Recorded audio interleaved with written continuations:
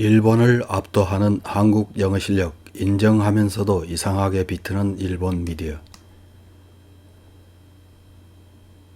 일본은 국제사회에서 영어를 제대로 구사하는 사람을 찾아보기 힘들다는 평가를 듣습니다. 이런 평가에 일본 사람들은 일본 내에서 자기들끼리 모여서 생활이 가능하고 외국 여행 갈 일도 없는데 영어를 배울 필요가 있느냐면서 자위를 합니다.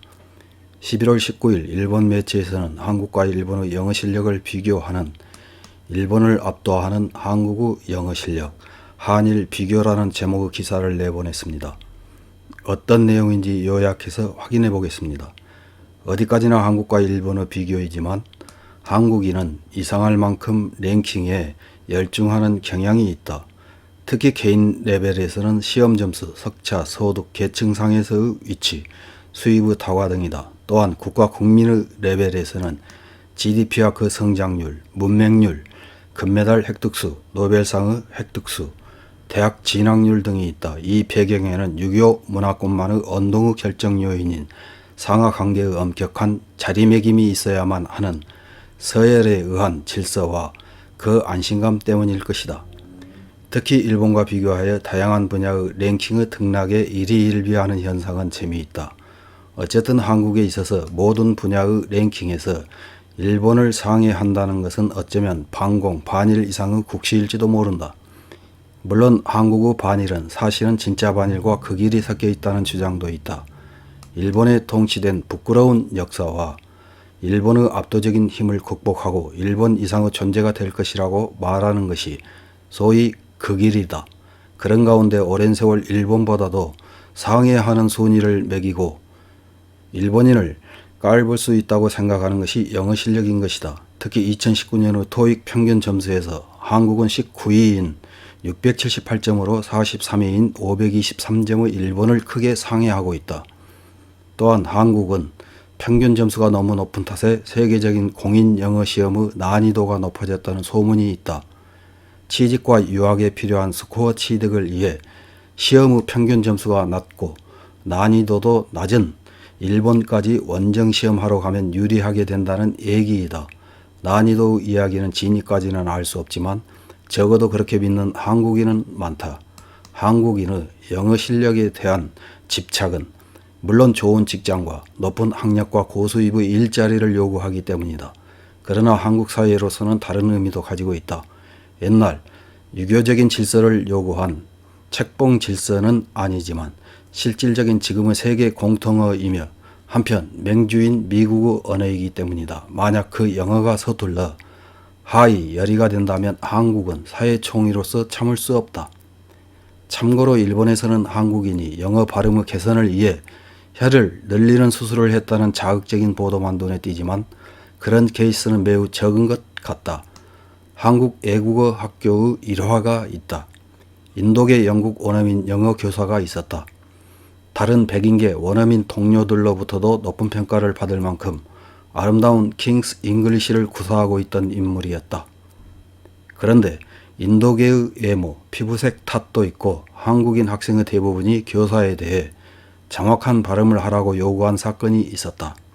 사정과 요구를 잘 들어보면 한국은 영어 시험이나 교과서는 모두 미국 영어로 통일되어 있었기 때문에 그 교사의 킹스 잉글리시를 사투리나 방언이라고 착각하고 있었던 것이다.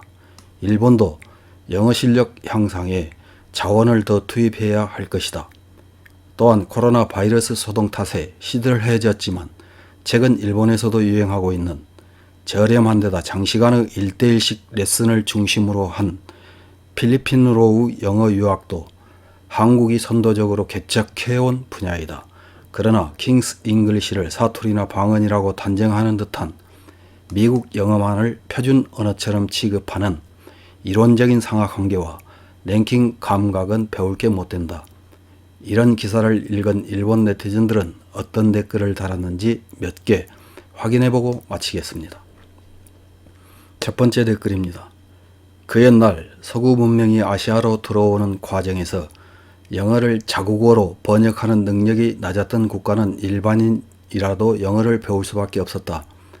한편 일본은 영어를 일본어로 번역하는 능력이 높았던 것도 있고 일반인이라도 영어를 배울 필요성이 낮았다.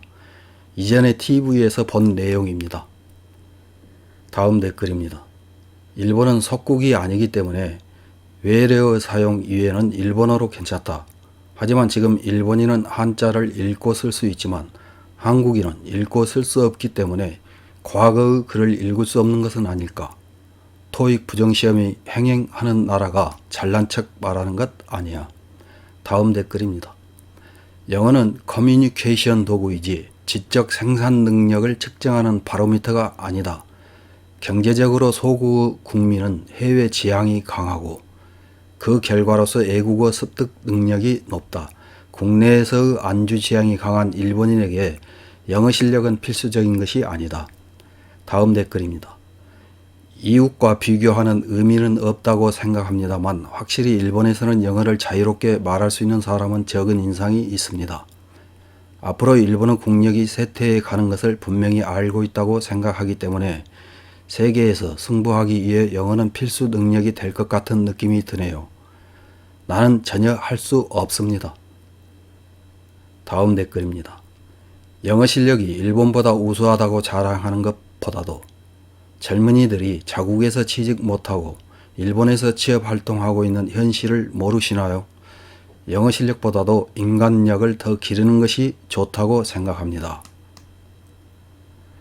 다음 댓글입니다. 어학 능력이 높은 것은 인정하지만 뒤집어 말하면 그만큼 한국어가 필요 없다는 것. 개인적으로 일본인은 외국에도 가지 않는데 어학력을 올릴 필요는 없다고 생각한다. 어학은 수단이지 목적이 아니다.